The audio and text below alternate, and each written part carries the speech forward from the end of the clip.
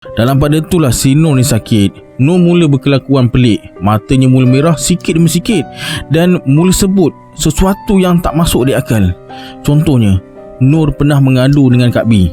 Masa dia berdua je dengan nenek dia, Nur nampak nenek masak dekat dapur sebelum babahnya balik. Ada sesuatu nenek dia letak dalam makanan babah. Babah balik, nenek terus bagi babah makan. Tapi nenek langsung tak ajak Nur makan sekali.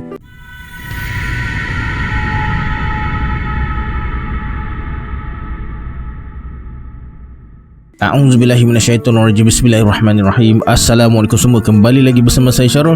Terima kasih sebab dah klik video ni. Semoga yang menonton video ni ditambahkan rezeki dan dipermudahkan urusan dunia dan akhirat.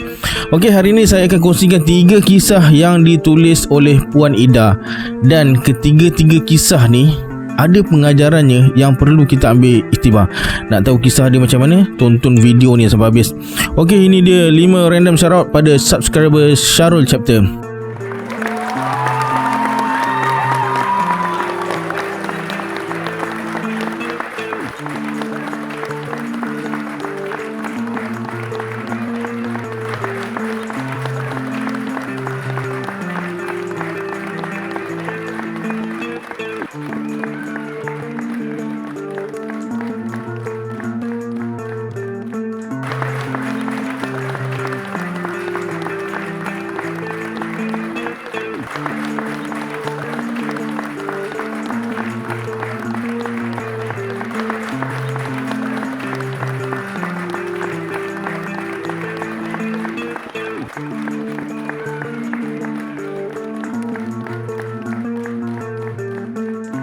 Terima kasih di atas sokongan anda. Kalau anda nak masuk random shoutout pada video akan datang, sila like, subscribe dan komen dalam video ni tau.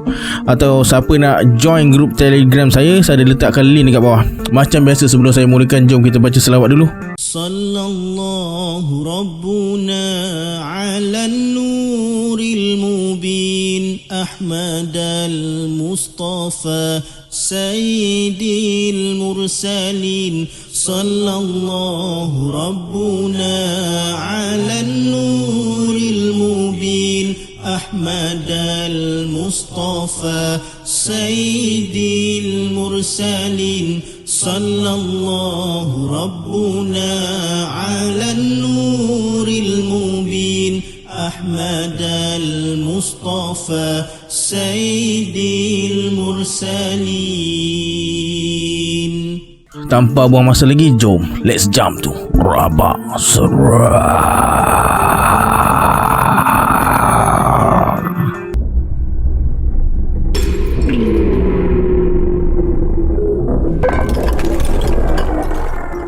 Setahun lepas bercakap lebih kurang 30 minit dekat telefon, Kak Ida termenung kejap sambil air matanya laju mengalir. Seorang sahabatnya dah meninggal. Kalau dekat, dia dah pergi berziarah dah. Malangnya jauh dekat Sabah. Kai kawan baik Kak Ida sejak kecil lagi. Pendek kata, susah senang masa bujang hadap bersama. Sampailah Kai ni berkenalan dengan seorang wanita dari negeri di bawah Bayu.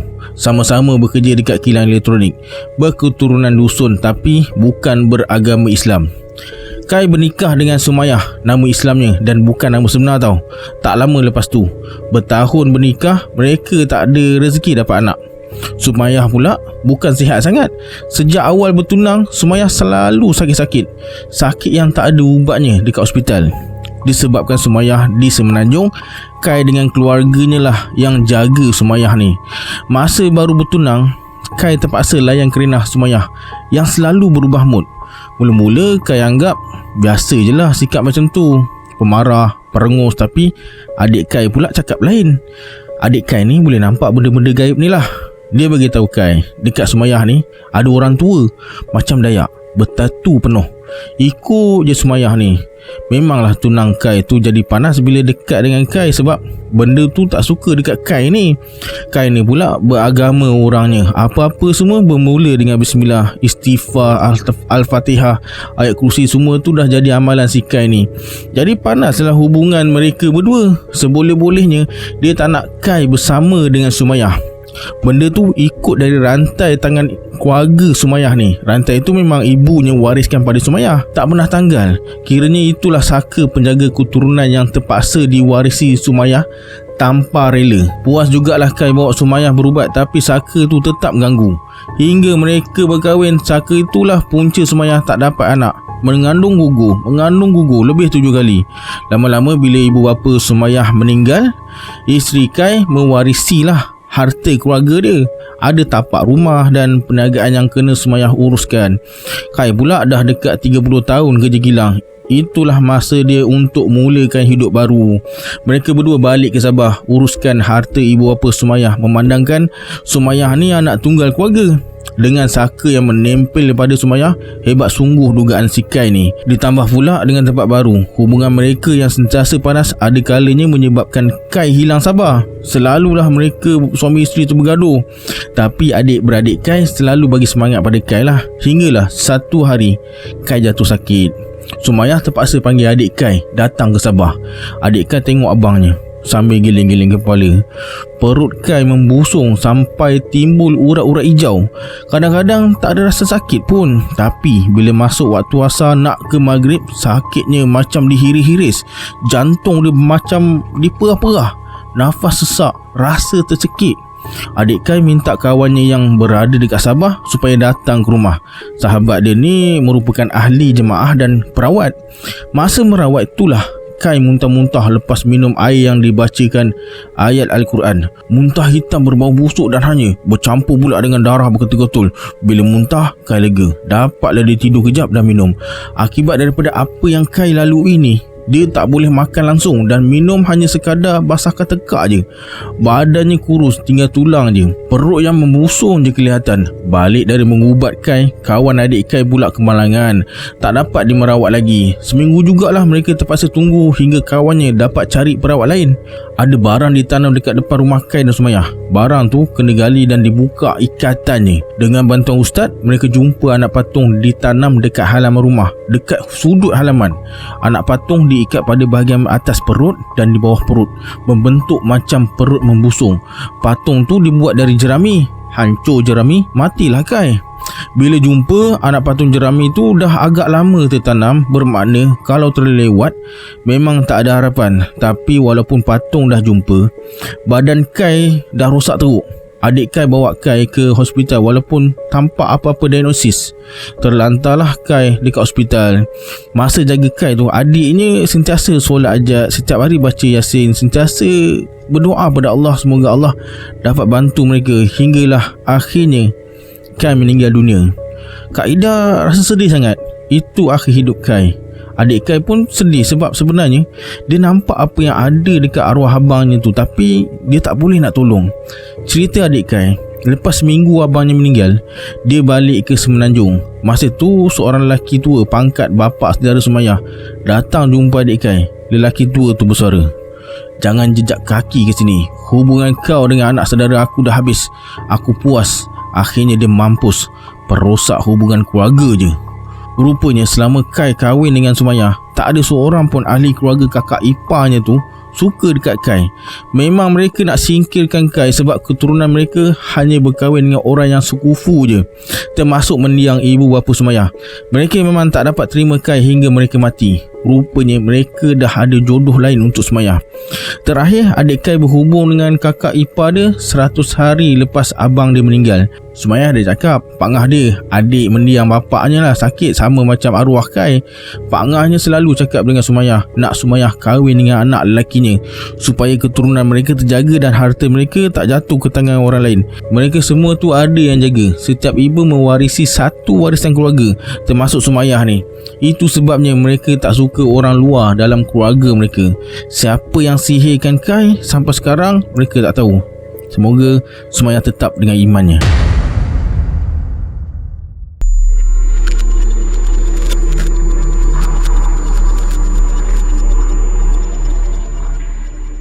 Cerita ni dari kenalan yang Kak Ida jumpa masa dia berniaga. Mata Kak Ida ni tajam sikit. Jadi kalau nampak benda-benda pelik, dia akan teliti dan perhati. Satu masa nanti Kak Ida akan tanya, kakak ni selalu datang dengan anak kecil dia, budak perempuan sebaya anak Kak Ida yang nombor 4. Agak pelik jugalah dengan adik ni. Nama dia Nur, bukan nama sebenar tau. Nur ni takut dengan Kak Ida. Tak tahulah kenapa dia takut. Kak Ida hulu makanan pun dia tak nak ambil. Tapi kalau orang lain, contoh anak Kak Ida bagi, laju je dia ambil. Kak Ida pernah tanya, "Acik nampak pelik ke Nur?" Tapi dia selindung belakang mak dia. Nur ni lain. Senang cakap, Nur ni bukan kanak-kanak normal lah. Dia berambut panjang tapi tak terurus. Dia tak suka tau orang sentuh rambut dia. Dua-dua mata dia merah macam orang sakit mata. Disebabkan dia selalu datang ke gerai Kak Ida ni, satu hari Kak Ida tanya maknya, "Kenapa si Nur macam ni wataknya?" Dan si ibu pula nampak macam ada banyak sangat masalah.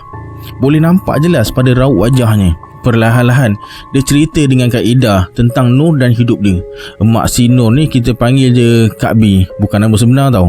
Kak B ni kahwin dengan seorang lelaki berasal dari Pantai Timur. Penjawat awam, anak lelaki tunggal, ada akak-akak lain. Masa mula kahwin semuanya okey je, hinggalah Kak B ada 5 orang anak. Si Nur ni anak bongsu mereka, dan masa Nur lahir inilah keharmonian rumah tangga mereka tergugat.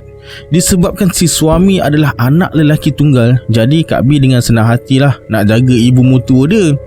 Kak B tak tahu inilah permulaan hidup yang sangat menyakitkan. Si suami perlahan-lahan berubah. Apa saja berpandukan mak dia, sikit-sikit mak, sampai suami dia macam dah tak ada fungsi dalam rumah tangga mereka. Apa saja keputusan dekat tangan mak dia. Bila Kak B cakap dengan suami dia, nampak semua okey. Suaminya setuju dengan masalah yang disebabkan oleh maknya, tapi dia langsung tak mampu nak membantah. Walaupun dekat belakang maknya dia tak setuju. Suami dia nampak macam dia perbodohkan, ikut je telunjuk mak dia, padahal dia tahu tanggungjawabnya sebagai suami. Hal ni pula berlaku masa suami Kak B dah dekat nak pencen. Kak B cakap memang banyak bab duit lah. Kak B pernah cakap dengan anak sulung dia, macam nenek ni nak semua duit pencen babah, tapi dia tak adalah cakap terus terang pada suami dia. Dalam pada itulah si Nur ni sakit. Nur mula berkelakuan pelik. Matanya mula merah sikit demi sikit dan mula sebut sesuatu yang tak masuk di akal. Contohnya, Nur pernah mengadu dengan Kak B. Masa dia berdua je dengan nenek dia, Nur nampak nenek masak dekat dapur sebelum babahnya balik. Ada sesuatu nenek dia letak dalam makanan babah. Babah balik, nenek terus bagi babah makan. Tapi nenek langsung tak ajak Nur makan sekali. Kak B ni meniaga kedai makan, jadi dia banyak habiskan masa dekat kedai. Kak B tak tahu kejadian dekat rumah tu. Si Nur yang bagi tahu. Kadang-kadang Nur nampak nenek dia dalam bilik tengah tidur, tapi bila dia pergi ke ruang tamu, nenek dia elok je tengok TV sambil bergelak-gelak pula. Pernah juga Nur nampak kelibat pelik dekat ruangan tertentu dalam rumah mereka. Selalunya kelibat yang Nur nampak ni macam sangat akrab dengan nenek dia. Kemuncaknya Kak B bergaduh dengan ibu mertua dia. Dah tak tahan sangat sebab suami Kak B langsung tak boleh nak tunaikan tanggungjawab pada anak dan isteri. Hilang rasa hormat dia. Memang mertua tu balik kampung, tapi dia cakap sampai mati pun kau takkan dapat anak aku lagi, kata ibu mertua dia. Kak B tak fikir apalah sebab bila mertua dia dah pergi, Kak B dengan suami okey balik macam biasa. Tapi satu hari tu suami dia lesap tiba-tiba. Handphone tutup, tak tahu ke mana. Mereka cari tapi tak jumpa. Masa tu nak buat report dah, tapi disebabkan tak cukup 24 jam, dia diamkan dulu, usaha cari. Dalam tempoh tu lah ipar dia mesej dia beritahu suami dia dah balik rumah mak mereka dalam keadaan lemah. Pelik jugalah Kak B, kenapa balik tak bagi tahu? Kenapa lemah macam tu sekali? Ipar ni cakap lah, biar suami dia dekat kampung dulu nak berubat, katanya. Apa sakit suami Kak B ni? Dia sendiri pun tak faham. Rupanya betul lah pasal duit. Seminggu lepas hilang tu, suaminya dapat duit pencen banyak sangat. Dari cerita yang Kak B dengar, ibu mertua dia buat rumah besar, beli emas, beli itu, beli ini. Kak B ni tak tahu nak meraung ke apa sebab suami dia ke kampung tanpa khabar berita. Dia dah usaha pergi kampung nak bawa suami dia balik, tapi suami dia ni dah tak ingat anak bini. Masa dia balik tu, yang kononnya lemah sakit nak berubat, sebenarnya si suami ni diubatkan supaya lupa anak isteri. Silap Kak B juga sebab dia tak kisah sangat masa mula-mula suami dia pergi sana tu. Dia pun tak sangka mertua dia tergamak buat macam tu. Kak B gigih lah balik ke kampung suami ni tadi. Apa yang dia dapat? Dia kena maki, kena halau. Dia ingat apa yang mertua dia cakap. Aku beranakkan dia, aku bela dia. Duit dia aku punya, bukan korang anak bini dia punya. Kalau aku ambil duit anak aku, bukan dosa pun. Kau tak ada hak atas harta anakku. Memang Kak B terduduk. Mak mertua dia cakap macam tu. Si Nol ni, anak Kak B ni pula tarik tangan Kak B, menangis-nangis, minta jangan dekat dengan mereka semua. Si Nol cakap dekat nenek dia ada makhluk besar, dekat babah dia ada hantu besar. Nanti hantu tu bunuh kita. Hantu tu tak nak kita dekat dengan babah dengan nenek. Jadi sejak tu Kak B teruskan hidup, besarkan anak-anak. Ingatan dari suami langsung tak ada. Dari anak yang sulung tengah SPM kes tu sampai anak tu dah dapat kerja bagus dengan gaji yang lumayan. Si Nur pun dah 10 tahun. Sejak dari umur 5 tahun dia tinggalkan macam tu je. Namun Kak B ni tak pernah putus asa. Dia bawa Nur berubat, dia pun berubat sekali. Memang ustaz kata mereka dah terkena sihir pemisah dari Siam. Suami dia bukan hilang ingatan dari anak isteri, dia ingat, tapi sihir tu sentiasa dia top up dan dia top up. Agak susah nak berubat sebab tak dapat bawa suami dia. Kejamnya mak sendiri sanggup gunakan anak demi duit. Dan sekarang duit pencen suami Kak B dah habis. Si anak sulung dia mengadu pada Kak B. Mak saudara dia dapat kesan dia dekat media sosial, PM dia dan pujuk tengok abah dengan nenek kat kampung. Dah kenapa pula? Sebelum ni sanggup pisahkan mereka anak beranak. Bila anak dia dah berjaya, dah berkejaya, ada duit, mampu senangkan Kak B, dia cari pula anaknya. Kita boleh fikir sendiri dah apa sebenarnya mereka nak. Duit lah. Duit dah habis, kena cari duit lain. Janji hidup senang, orang lain susah tak apa, walaupun anak menantu sendiri. Punyalah jahat tahap hantu Jepun punya ibu mertua. Tahu apa si mentua ni kata? PKP ni tak boleh nak ke Siam jumpa bomoh. Sihir yang dah diikat tu tak ampuh lagi. Anaknya dah mula teringat anak bini. Dia cakap lah dengan anak yang lain, kalau anak lelaki dia ni nak balik pada anak bini, pergilah. Dia dah puas habiskan harta anak dia. Banyak dah dia dapat. Dah tak berguna. Sekarang dia nak cucu yang bekerja ni pula untuk mewahkan dia. Sebenarnya anak yang lain bukan tak sedar perbuatan mak mereka tu salah, tapi mereka tak dapat nak bantu sebab takut terkena macam adik lelaki dia ni. Inilah realiti kehidupan. Ada je manusia yang tamak haloba, tak fikir susah orang lain asalkan dia senang lenang. Tak terfikir pun kes macam ni akan wujud. Tapi percayalah, emak mertua iblis ni memang wujud selagi syaitan tu wujud. Kak Ida sendiri rasa nak percaya ke tak, tapi bila tengok keadaan si Nur dan Kak B ni, dia yang dengar pun rasa benci dengan sikap manusia macam ni. Siapa yang berdosa? Mak mertua yang menidakkan hak mereka anak beranak, atau Kak B yang berdosa sebab berkahwin dengan anak lelaki tunggal seorang wanita lain? Kenapa manusia suka gunakan jin dan iblis untuk rosakkan manusia lain? Betul lah, sesungguhnya manusia tu sendiri yang melakukan kebinasaan terhadap manusia lain dan muka bumi. Moga Allah ampunkan mertua Kak B dan suami Kak B balik ke pangkuan mereka, hidup bahagia macam dulu.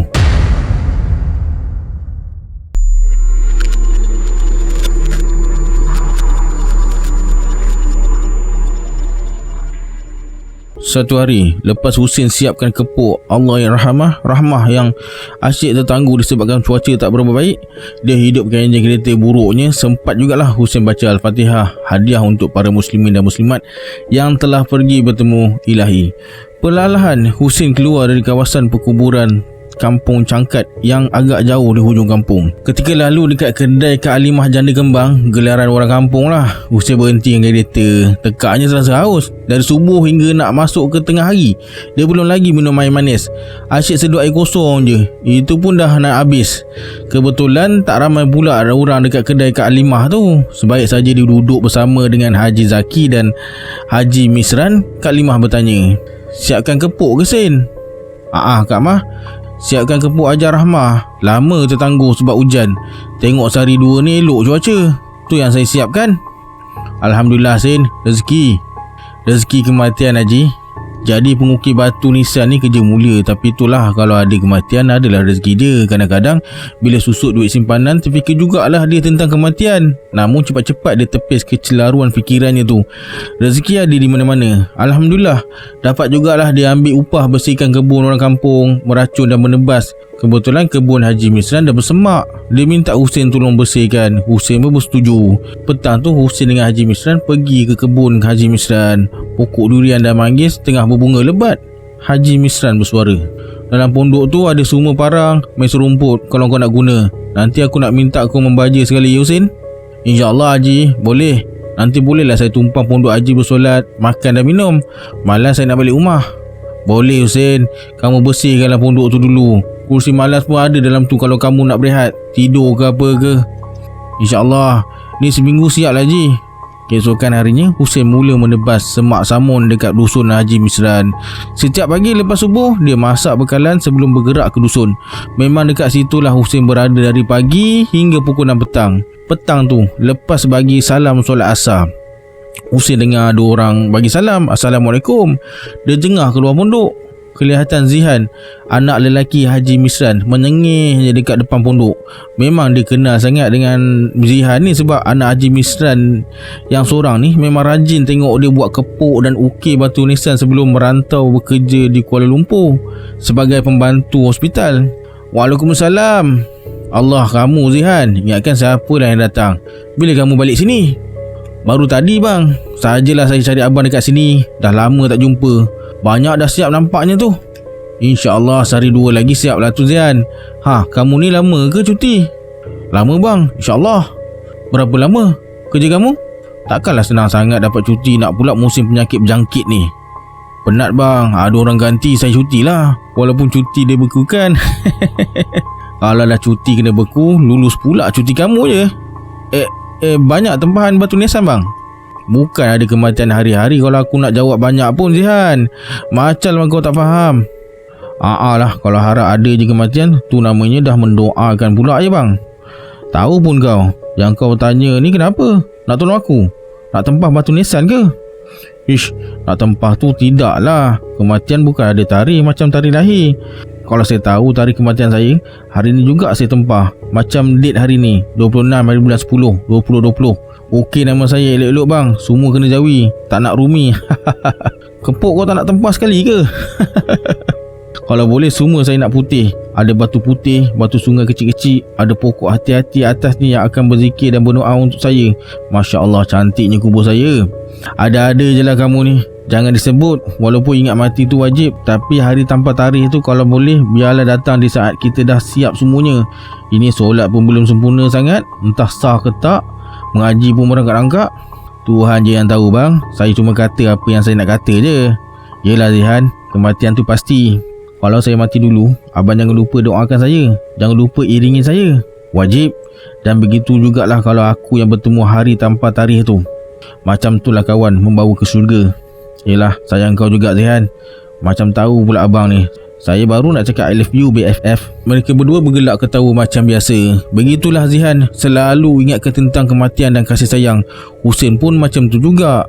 Bukan sebab dia seorang pengukir batu nisan dan pembuat kepuk, tapi sebab mereka adalah kawan baik. Setelah puas bersembang, Zihan minta diri untuk pulang. Husin pun dah siap berkemas nak pulang juga. Galik berbual. Hari pun dah lewat petang. Saya balik dululah bang. Jaga diri baik-baik. Nanti jumpa dekat rumah abah ya, kata Zihan. Masa lalu dekat rumah Haji Misran, Husin berhenti sebab dia tengok ada banyak kenderaan tepi jalan.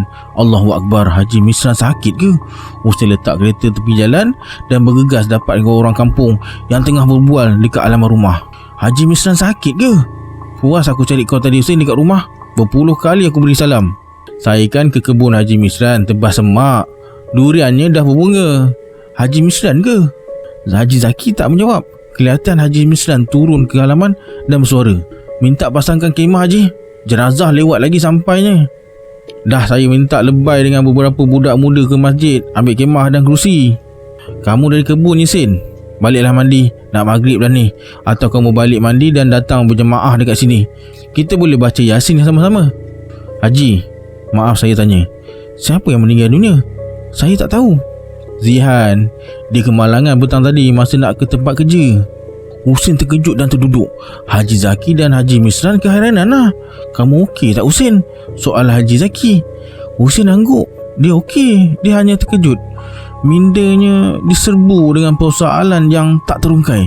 Longlai kaki Husin melangkah pulang. Kau kata nak jumpa aku dekat rumah abah. Aku datang Zihan. Kau suruh aku iringi jenazah kau. Ya, aku akan iring sehingga kau bersemadi dengan aman damai. Kau suruh aku doakan kau. InsyaAllah pada setiap solat aku takkan lupa hadiahkan kau. Aku akan sayang kau selalu sahabat. Husin menangis. Tak pernah sesiapa datang tempah kepuk dan nisannya sendiri, tapi Zihan datang padanya.